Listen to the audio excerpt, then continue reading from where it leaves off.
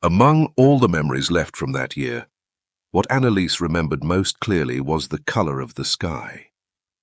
It was neither blue nor grey, but a colour mixed with smoke, snow dust, and unburned gunpowder, like a piece of cloth that had been kneaded again and again and finally torn open by a blast of winter wind. The air along the Eastern Front in 1945 was exactly like that, with a density so heavy it felt impossible to breathe. And as she walked in it, she felt that every step she took was dragging someone else's shadow forward with her. She could no longer remember how many days it had been since she was merged into the column of prisoners of war.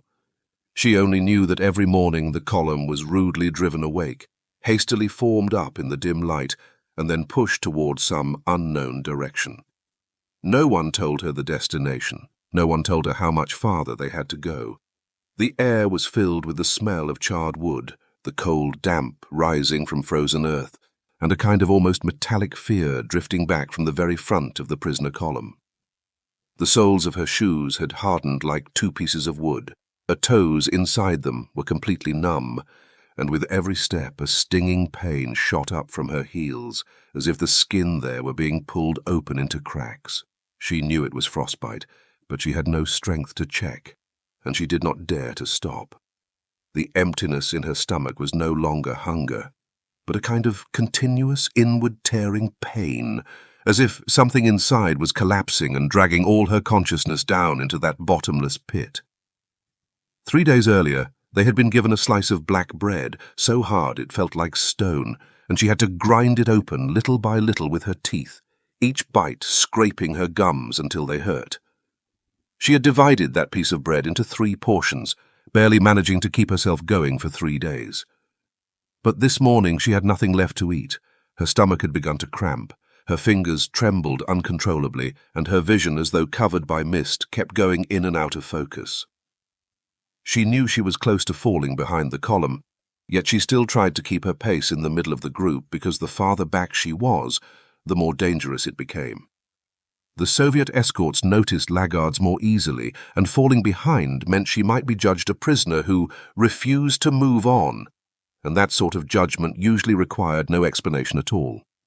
The column skirted the edge of a village that had been burned until only bare walls remained. The wooden beams of the houses had been blasted into charred skeletons, snow piled on the shattered timbers, and where the fire had scorched them, the patches showed a deep, brownish stain. Annaliese saw a cooking pot belonging to no one now, half buried in the snow, its rim exposed, black as a stone, worn smooth by the cold wind. In that instant, she suddenly thought of her mother's kitchen, thought of the smell of potatoes boiling on a winter day, that scent with its mixture of earth and smoke, but the thought only flashed across her mind for a second before the cold broke it apart. She did not even realize that her steps had already begun to slow, that her breathing had grown heavier. The prisoners around her brushed past. Someone glanced back at her once, but immediately shifted their eyes away. No one was willing in a moment like this to form any connection with a person who was almost about to collapse, because that meant emotional entanglement, and emotion was the one thing no one in this column could afford. She forced herself to keep standing, staggering toward one corner of the ruins.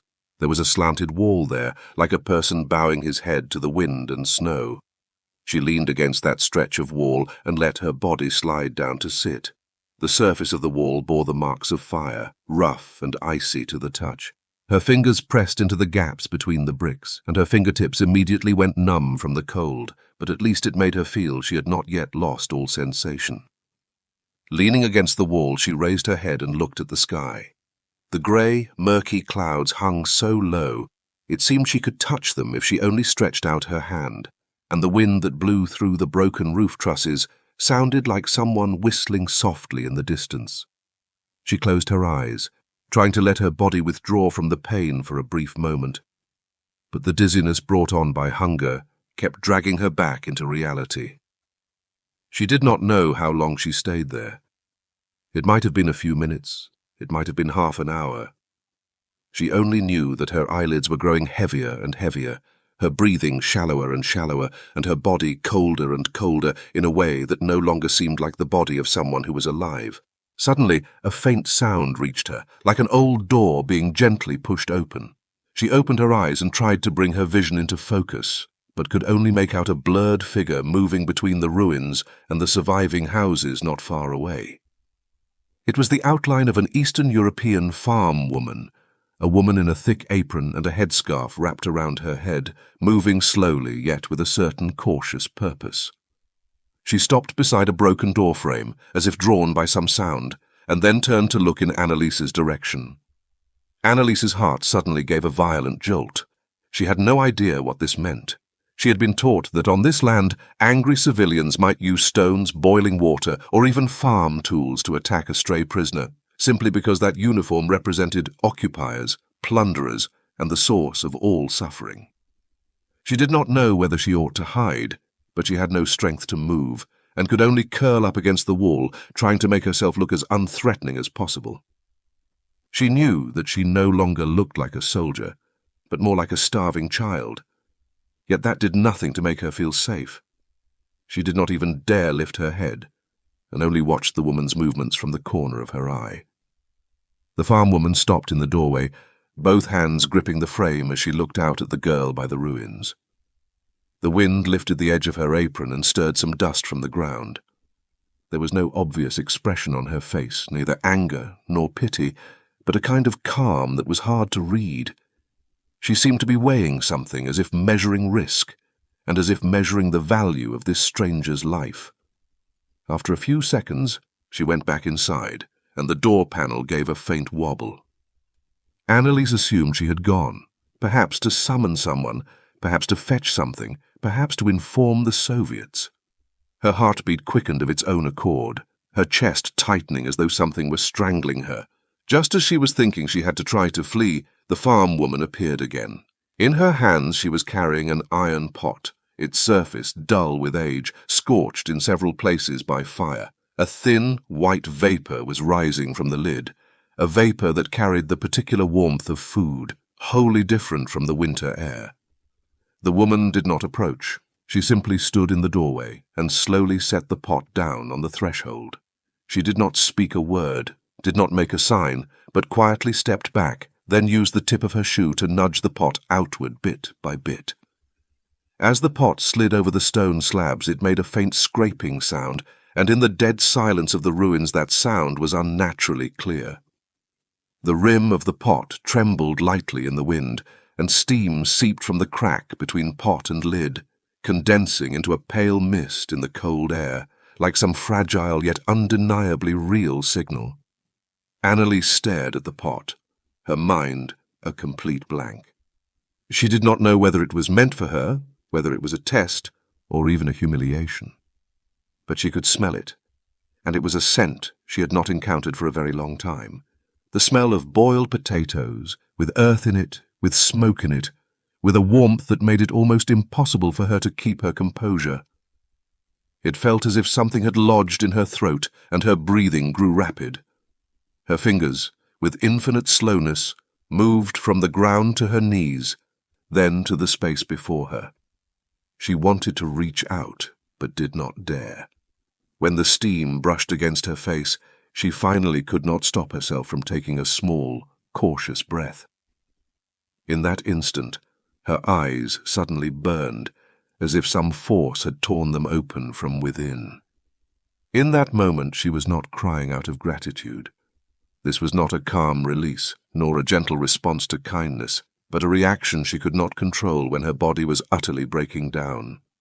Her tears were being pulled up from the depths of hunger, brought on by the sudden smell of something familiar when she was in extreme weakness, the breakdown that she could not suppress no matter how hard she bit her lips.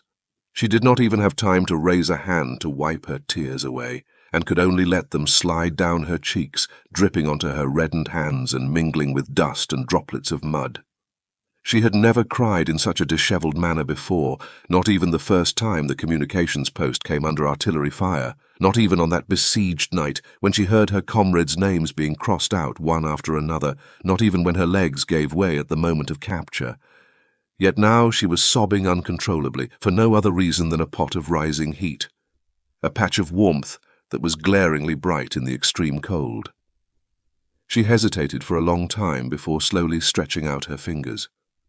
The moment her fingertips touched the rim of the pot, she jerked her hand back in pain, as though some harsh reality were reminding her that this was no illusion. She drew a deep breath and reached out again, more resolute this time. She gently lifted the lid, and the heat rushed into her face like a warm mist surging directly into her nasal passages, carrying the faint smell of potato skins, the light scent of firewood, and a sweetness she could only retrieve from deep in her memory. The steam almost immediately made her eyes water again, and even her breathing became unsteady. Lying in the pot were several potatoes cooked until their skins had split, the surface wrinkled, the edges slightly broken open, like things emitting a soft light in the dead of winter. She stared at them, stared until her vision blurred once more, stared until the entire world shrank to the heat rising from that pot. She reached out and grabbed one of the potatoes. The heat made her fingers tremble, but she did not let go. The warmth from its outer layer seeped through her skin, little by little, forcing its way back into a body that had almost lost all warmth, forcing its way back into some sense of being alive that she had thought she could no longer feel. She brought the potato to her mouth, and when she bit into it for the first time, her teeth seemed to bite through, past and present at once, biting through the warmth of her mother's kitchen and the cold of the ruins before her. That first mouthful of potato did not taste good. It had no salt, no fat, no seasoning at all, only the pure taste of starch and earth. But for her, it was the first thing in weeks that truly counted as food. She chewed in a panic, biting too fast, the heat scalding her tongue until it went numb, yet she could not bear to stop. Tears ran down without pausing, falling onto the potato and wetting its surface. She did not even know whether she was eating or crying. She only knew that in that moment she had lost all control of herself. The more fiercely she cried, the more frantic her movements became, as if she were afraid someone might suddenly rush out and snatch the food away from her. Her throat convulsed, her shoulders shook again and again, and her whole body curled up, like a small animal abandoned in the snow. The wind blew between the ruined buildings, lifting a few flecks of ash and carrying them past her hair. Yet it did not blow away the heat rising from the pot. The farm woman stood in the doorway, her hands braced against the frame, silently watching. She did not step forward, and she did not retreat, just stood there, watching this child of the enemy with tears streaming down her face as she ate the potatoes. Annaliese did not know what expression the woman wore. She did not dare look up and only noticed one detail through her tear-blurred peripheral vision. The woman's eyes seemed to be moist as well. She did not know why, and she did not understand what that meant. She could not quite believe that an enemy civilian would weep because of her, but in that instant she suddenly felt as if something sour and heavy had been placed on her chest, and as if something had gently touched her there at the same time. She wanted to raise her head, but she was afraid of seeing some emotion she could not bear. So she let her tears continue to flow down while her hands still cradled that potato, as if holding something that might vanish at any second. The potatoes were gone quickly. She did not even realize when she had eaten all of them in the pot. Only at a certain moment did she notice that the bottom of the pot was already bare, leaving only a few thin scraps of peel and a faint film of starch washed out by the steam. She froze, her fingers still resting on the rim as though at a loss. The heat was still rising, but the food was gone, and the warmth that had filled her stomach was rapidly merging with another, heavier feeling. It was a sense of shame, a kind of pain only prisoners of war could truly understand, the sting of being forced to accept charity. She felt as though she had swallowed her dignity along with the potatoes, and that it no longer belonged to her. She wanted to say something, but did not even have the strength to form a sound, and could only gently replace the lid on the pot, covering over her own disarray just moments before. The farm woman moved slightly in the doorway, as if finally making a decision. She walked over slowly, her step steady and soundless. Annaliese was so tense she almost stopped breathing, but the woman did nothing more than stop in front of her and bend down to pick up the pot. Her hands were rough, cracked from the cold, the knuckles slightly swollen from years of labor. She held the pot in her hands without saying a word, then turned and went back toward the doorway. At that instant, Annaliese suddenly realized that this woman herself might not have any extra food. By using a pot of potatoes to feed an enemy prisoner, she might be condemning herself to one less meal, or forcing her family to divide their portions even more thinly. For reasons she could not quite explain, that thought choked her again, her chest filling up with an indescribable emotion. She knew she had no way to repay, no way to explain, and no way to utter even the simplest words of thanks in a language the woman could understand, so by instinct she reached for her own chest. She unfastened the breast badge that had been worn down until it was almost impossible to distinguish its insignia, the small iron tag issued to her when she was assigned to the auxiliary unit. It bore no real symbolic meaning and was no decoration for merit, just a piece of numbered metal. But it was the only thing she could take off, the only object that could say, "This is everything I have left." She placed the badge on a brick beside her and nudged it gently so that it lay a little closer to the farm woman. The woman paused and looked at the small piece of metal. She did not completely understand the precise meaning of this gesture, but she understood that it was an exchange, the last effort a prisoner could make. She bent down to pick up the badge, gave a slight nod, and then slipped it into the pocket of her apron. The wind rose again, carrying the smell of smoke from inside the house and the chill from outside its walls. Annaliese knew that this brief encounter had to end. She had to leave. She had to find the prisoner column, or she would be regarded as a fugitive.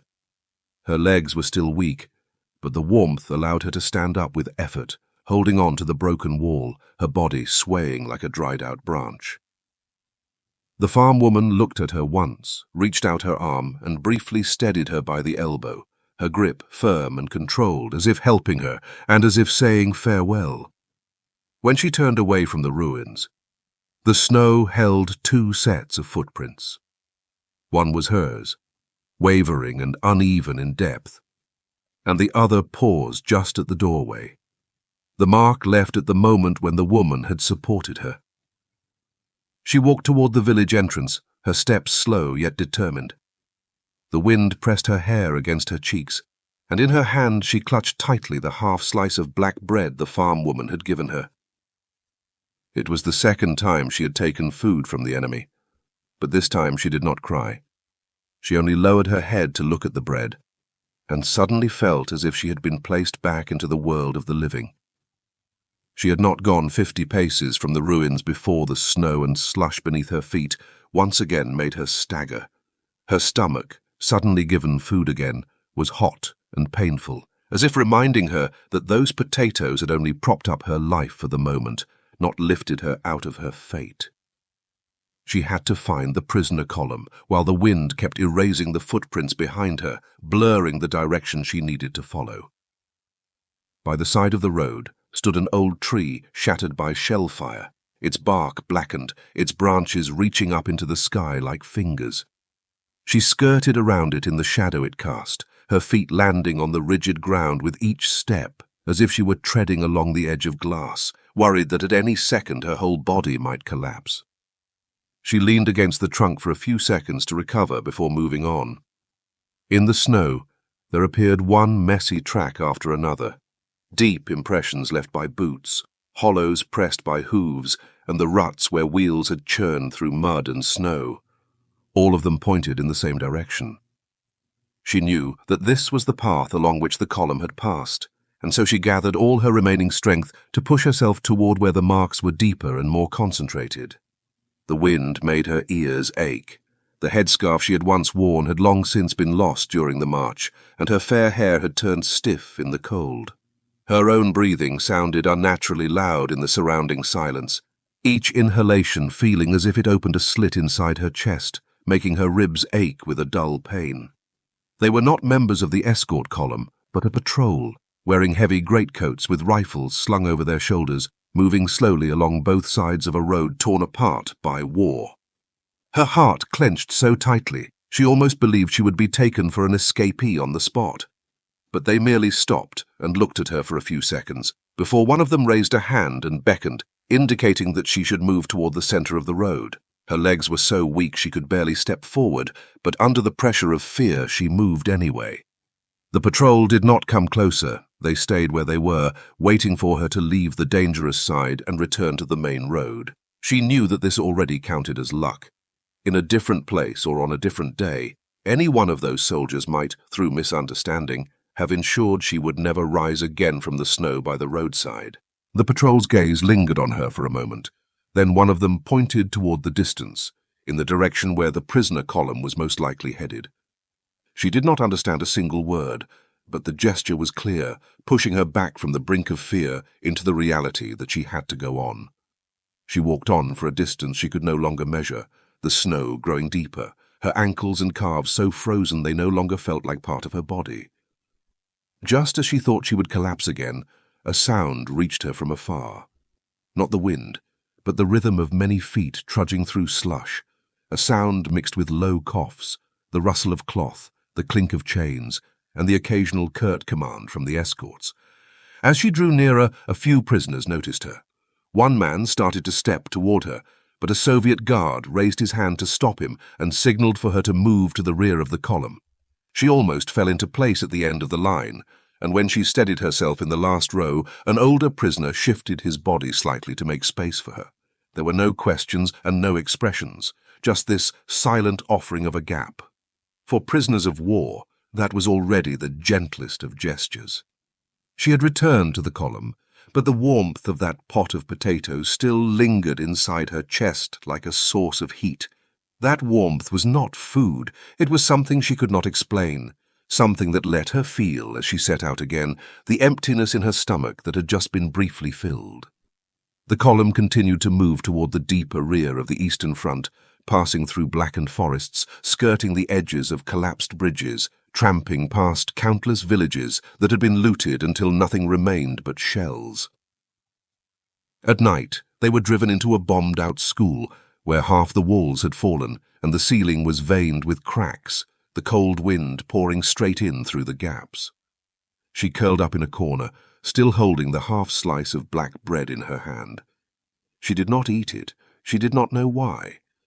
Perhaps it was because it had become a kind of symbol she needed to keep. Like the badge she had left for the farm woman by the ruins. She watched the others gnaw on the little food they had, their hands thin as bird claws, their eyes emptied by hope, ground down to nothing. She hid the bread inside her clothes and closed her eyes, letting the warmth from that pot of potatoes replay in her mind over and over. In the weeks that followed, they were driven farther and farther away. The Soviets sent the female prisoners in batches to different temporary holding sites, some in abandoned warehouses, some in farm enclosures, some at brickworks on the outskirts of towns. Each new place was colder and more crowded than the last.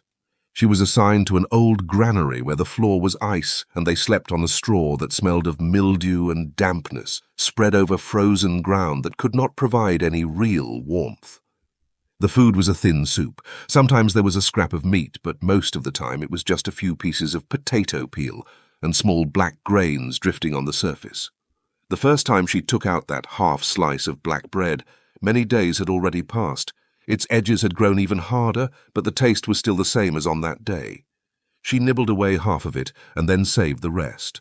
Spring ought to have brought thawing snow and new shoots, but in wartime spring meant only more mud and more forced labor. She was assigned to a road-clearing unit, spending the entire day digging ditches in the mud, lugging stones and dragging timber. Her fingers split open by the second week, blood and filth mixing together so that the backs of her hands always felt clammy. Many nights she woke from the pain in her fingers, wrapping them in strips of worn cloth and covering them with her other hand in the hope of a little warmth. But she never cried again the way she had that day. It was as if those tears had drained all emotion from her at once, leaving her with no outlet in any of the suffering that followed. Her strength kept diminishing, her body growing lighter. Her clothes hung on her like a worn curtain, and only her eyes occasionally still showed a faint glimmer. She no longer remembered what her status had once been. She only remembered that her name was misspelled by one letter in the prisoner registration book, and she did not have the strength to correct it. She merely repeated the same actions every day, getting up early, lining up, working, eating, sleeping, endlessly. Yet every time she received even the smallest piece of potato, whether it was one cooked too little or a tiny fragment floating in the soup, she would slow down her movements, letting that faint taste of starch linger in her mouth a little longer. The taste was not delicious. It was memory. It was the only thread holding her together. She no longer hoped to live in any meaningful sense, but she did hope, amid the mud and cold, to once again reach that instant when she tasted potato, and that instant was like a quiet voice at her ear saying, "Once, someone still treated you as a human being." She had lost count of how long the tug-of-war between internment and forced labor lasted. Then, one day, she was sent to a larger camp, where the fencing around the perimeter had been replaced by tall wooden palisades and 2 layers of wire. The air smelled of damp earth mixed with coal smoke and mud. In the center of the camp stood a crude mess hall, with smoke surging up from a tin chimney, carrying a warmth that momentarily let people forget the cold. The rations there were a little better. Sometimes they were given a whole potato. The first time she received an entire one, she stared at it blankly, as if looking at some rare treasure. She did not eat it at once, but held it in her hand for a long time, letting its warmth slowly sink into her palms, as if the heat were coming directly from that pot by the ruins. In that moment, for the first time, she realized that the farm woman might already have forgotten what happened that day, or might never again recall to whom she had pushed that pot. But her action had changed one person's entire winter. In her heart, without words, Annaliese formed a sentence that could not be spoken aloud, then bit into the potato, closed her eyes, and let the heat spread once more from her mouth through her whole body. The day forced labor ended had no obvious sign. There was no celebration, no announcement. It was only on a certain overcast afternoon that the wind made the iron sign at the camp gate vibrate with a low hum, and then the prisoners were called to the yard, where a Soviet officer roughly read out a list of names. Those named were added to a westbound repatriation group. When she heard her name, she almost thought it was a mistake, for she had grown accustomed to being overlooked on every list and to the repetitive rhythm of each day's labor.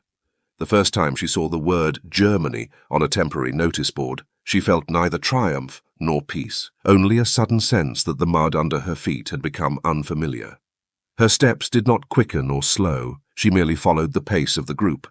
Her clothes were in rags, her hair made coarse and dry by the cold and the wind, her cheeks thinned as if time itself had sliced them away, leaving only her eyes holding onto a quiet expression.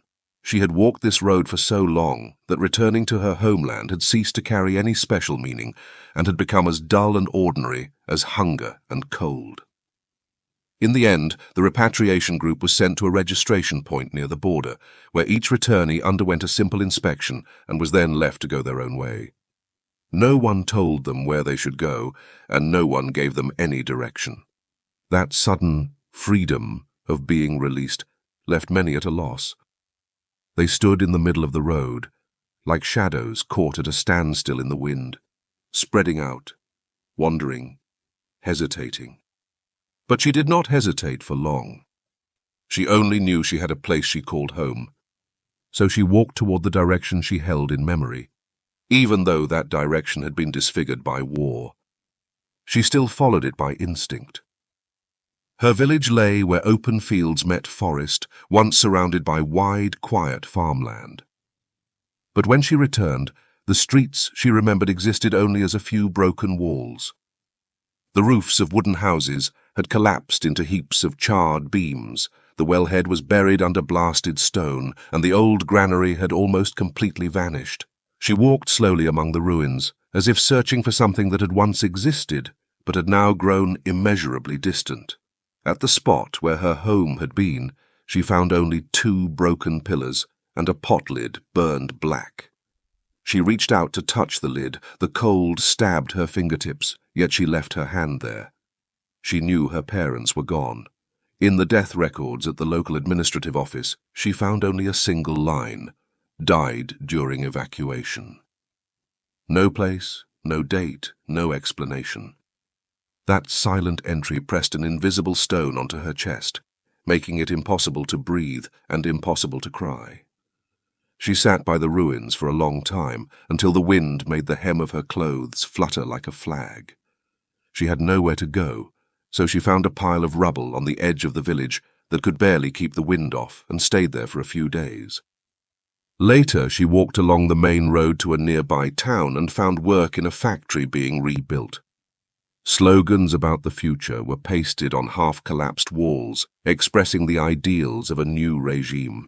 But to her, those words were only another echo of orders and did not bring her any real sense of solidity. She simply kept herself alive in the mechanical repetition of work, as if answering some silent call that did not come from the government, the war, or her homeland, but from the warmth of that pot of potatoes.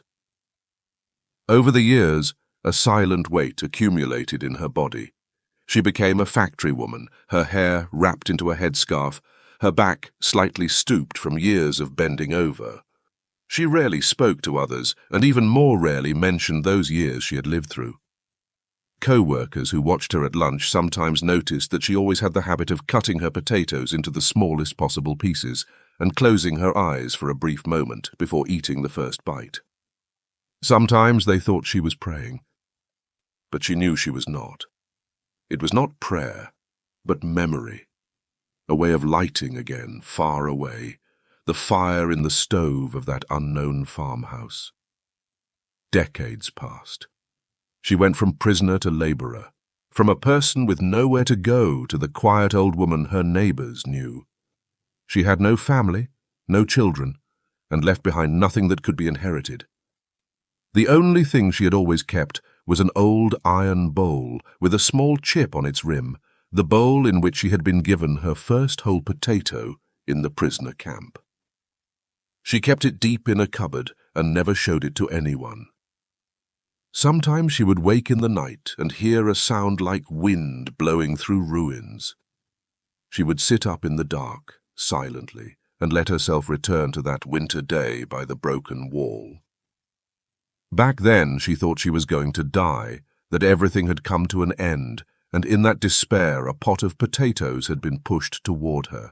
It was not a gift and not reconciliation, but an action no one could fully explain, a gesture from an ordinary person.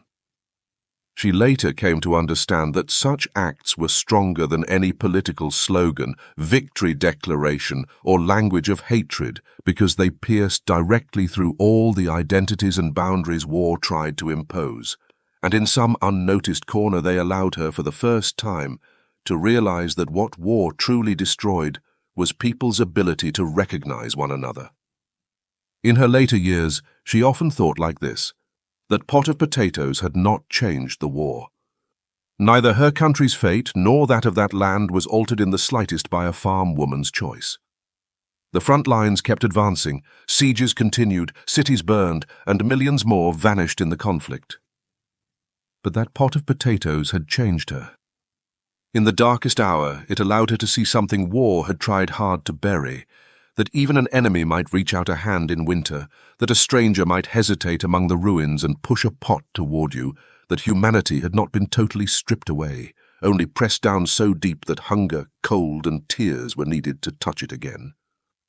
Until the last day of her life, she never saw that Eastern European farm woman again, and she could never know the woman's name, her fate, or whether she was still in the world. But she always remembered the careful yet restrained way those hands had pushed the pot forward, a gesture that seemed to say no to war itself, to tell her that everyone was trying to survive, and that survival should not mean destroying one another.